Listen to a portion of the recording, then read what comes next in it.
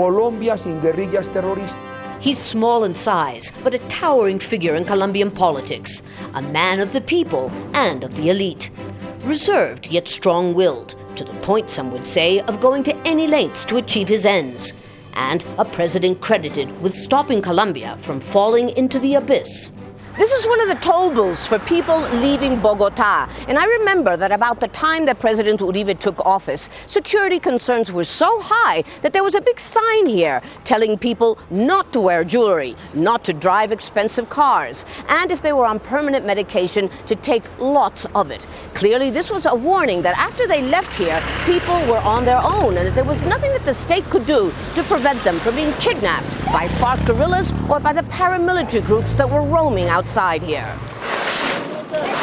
But after 2 presidential terms, the change has been dramatic. We can go out on the road again. Before, we felt caged in. He's been the best president in our history, thanks to his security policy. For Uribe, dealing heavy blows to Colombia's largest leftist rebel group, the FARC, is more than business. It's personal. His father was kidnapped and murdered by the FARC. From that moment on, he understood who were the violent ones, who were the terrorists. But his success at significantly weakening the FARC and Colombia's equally violent right-wing paramilitary groups has come at a high price, according to critics. No president in Colombia has co-governed with the mafia as Uribe has. No president has incorporated into his governing coalition so many politicians under investigation for ties with paramilitaries and narco-trafficking. This is my father. He was shot. You are a murderer. You have so much blood on your hands. The charge sheet against Uribe is a long one.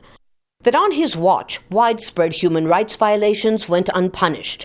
In the biggest scandal, the army kidnapped and killed scores of innocent civilians, passed off as slain rebels. That Colombia's state intelligence agency systematically wiretapped and threatened human rights activists, journalists, and even Supreme Court judges. Uribe denies any prior knowledge, and one of his staunchest allies insists the allegations make no sense, given the president's huge popularity. If you're winning the game 10-0, why would you try to remove the referee or the linesman or the opponent's goalkeeper? Whoever's to blame, his critics say the damage has been profound. He